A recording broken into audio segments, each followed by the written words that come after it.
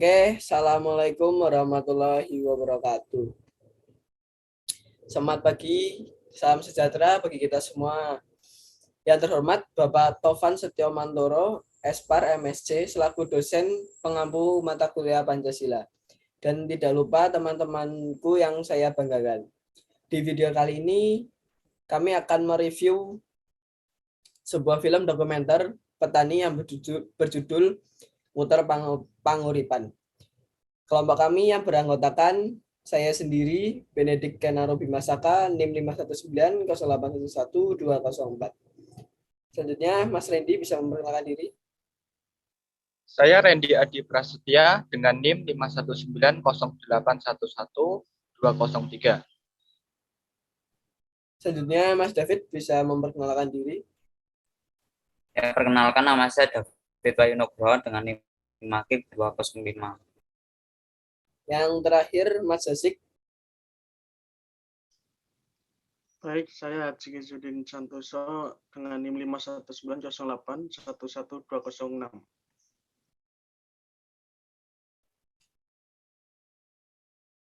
Pada video kali ini, kita akan membagi menjadi 4 segmen, yaitu yang pertama menceritakan secara singkat, kemudian yang kedua mengaitkan isi film dengan nilai-nilai Pancasila, yang ketiga yaitu menganalisa kebijakan pemerintah terhadap kesejahteraan petani, dan yang terakhir menganalisis dan memberikan solusi masa depan pertanian di Indonesia. Oke, baik, langsung saja kita mulai masuk ke segmen yang pertama. Pada film tersebut, karya Rio Kernadian mewawancari seorang petani yang bernama Pak Ngatenu. Beliau menceritakan bahwa menjadi seorang petani itu tidaklah sulit, karena tidak perlu memikirkan hal-hal yang lain. Karena baginya melihat hasil panen dan tanamannya yang bagus itu sudah menjadi kesenangan. Beberapa tetangganya juga memiliki profesi yang lain, namun Pak Ngatenu tetap memilih menjadi petani. Karena beliau berpendapat bahwa melihat padi yang bagus dan yang bagus sudah senang. Dan beliau juga tidak lupa bersyukur kepada Tuhan Yang Maha Esa. Karena Tuhanlah yang telah memberikan hasil panen yang bagus dan melimpah. Beliau juga berpendapat bahwa menjadi petani itu tidak bingung mencari makan karena hasil panen tersebut dapat dibagi-bagi untuk memenuhi kebutuhan dan juga sebagai modal menanam lagi. Hasil panen yang bagus juga beliau jual kepada para pedagang-pedagang dan sebagian lagi beliau konsumsi sendiri. Untuk segmen yang selanjutnya akan disampaikan oleh Mas Hadsik. Baik, di sini saya akan menjelaskan nilai-nilai Pancasila yang dicerminkan dari film atau video tersebut. Dari sila pertama, nilai yang tercermin adalah sikap dari Bapak Ngateni yang selalu bersyukur atas apa yang diberikan Tuhan Yang Maha Esa kepada dirinya. Dari sila yang kedua, nilai yang ditercerminkan adalah tidak ada sikap yang mementingkan diri sendiri dan selalu memberikan keuntungan kepada seluruh petani. Sila ketiga, nilai yang tercermin adalah sikap gotong royong sesama petani. Dari sila keempat adalah sikap atau peranan pemerintah dalam membangun kesejahteraan para petani desa. Dari sila kelima adalah sikap memberikan keadilan ke sesama petani dan tidak membedakan baik itu tua maupun muda. Sekian yang dapat saya sampaikan. Terima kasih. Ya, terima kasih Mas Hadsik Sudin. Kemudian untuk segmen yang ketiga akan dibawakan oleh Mas David Wahyu Nugroho. Silakan Mas David. Ya, terima kasih atas waktunya. Pemerintah telah berupaya untuk meningkatkan kesejahteraan petani. Ada beberapa kebijakan yang telah dilakukan pemerintah tersebut. Di antaranya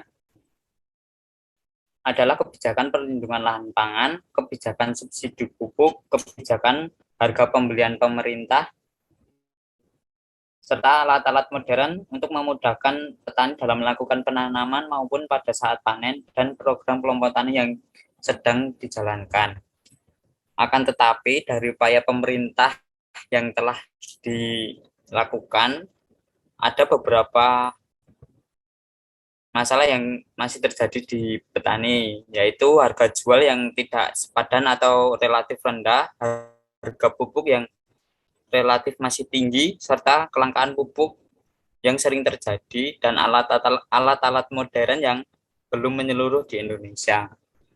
Oleh karena itu, pemerintah perlu melakukan upaya-upaya untuk dapat meningkatkan kesejahteraan petani dengan cara meningkatkan kuota pupuk bersubsidi yang diberikan dalam kartu tani minimal 50% dari kebutuhan, penetapan pengaturan tata ruang, terutama pengendalian alih fungsi lahan sawah, serta penyediaan benih atau bibit unggul yang berkualitas. Sekian, terima kasih.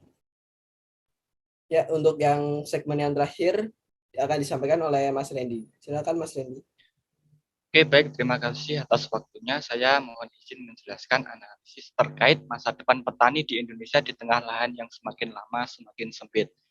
Nah, lahan pertanian di Indonesia yang semakin lama semakin sempit itu dipengaruhi oleh beberapa faktor penyebab. Di antaranya, yang pertama karena banyak pembangunan infrastruktur, seperti pembangunan jalan tol, kemudian pembangunan gedung, dan pembangunan-pembangunan lain yang menggunakan lahan pertanian. Kemudian faktor yang selanjutnya adalah semakin bertambahnya penduduk di Indonesia, yang menjadi salah satu faktor penyebab semakin sempitnya lahan pertanian di Indonesia. Kemudian faktor yang ketiga adalah banyaknya lahan pertanian yang beralih fungsi menjadi kawasan industri. Kemudian untuk solusi untuk mengatasi masalah pertanian di Indonesia di tengah lahan yang semakin lama semakin sempit itu ada beberapa solusi yang bisa kita ambil, baik itu dari pihak masyarakat kita sendiri ataupun dari pihak pemerintah.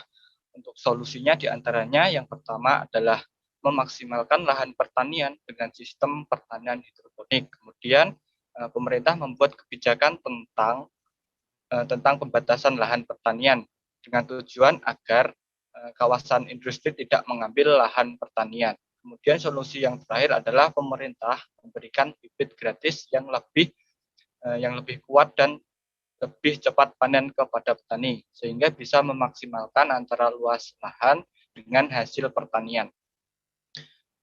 Kemudian untuk analisis yang kedua adalah banyaknya anak muda sekarang yang enggan bekerja di sektor pertanian. Penyebab utamanya adalah karena faktor gengsi. Karena anak muda sekarang menganggap bahwa bekerja di sektor pertanian itu hasilnya tidak menjanjikan, tidak sekeren bekerja di perkantoran. Nah, solusi untuk mengatasi masalah tersebut adalah dengan cara memajukan teknologi di sektor pertanian. Dengan majunya teknologi dalam sektor pertanian Indonesia menjadi salah satu upaya dalam menanggulangi penyempitan lahan. Tujuannya agar Indonesia menjadi lumbung padi dunia dan menjadi sektor perekonomian yang menjanjikan. Nah, kemudian dalam hal ini pemerintah memegang peran penting dalam mengambil kebijakan dalam sektor pertanian yang dapat memajukan ekonomi negara dan mendukung pertanian agar masyarakat, khususnya anak muda sekarang ini, berpikir bahwa sektor pertanian adalah sektor yang tidak menjanjikan. Bahkan menurut saya sektor pertanian itu adalah sektor pokok dalam pembangunan Indonesia sebagai negara yang agraris. Oke, baik, mungkin itu saja yang bisa saya sampaikan. Saya kembalikan kepada Mas Beni. Baik, terima kasih untuk Mas Randy. Ya, mungkin cukup dari kelompok kami sekian saja karena mengingat waktunya juga yang terbatas. Mohon maaf bila ada kesalahan pengucapan dan salah kata. Terima kasih atas waktunya. Wassalamualaikum warahmatullahi wabarakatuh.